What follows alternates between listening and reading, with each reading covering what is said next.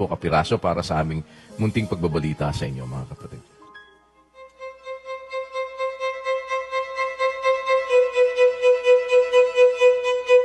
Ang relationship natin sa MCGI dates back from the time na we started working closely with them, especially dito sa medical mission nato since 2020 pa, nung panahon pa ng pandemic. Tuloy-tuloy, no?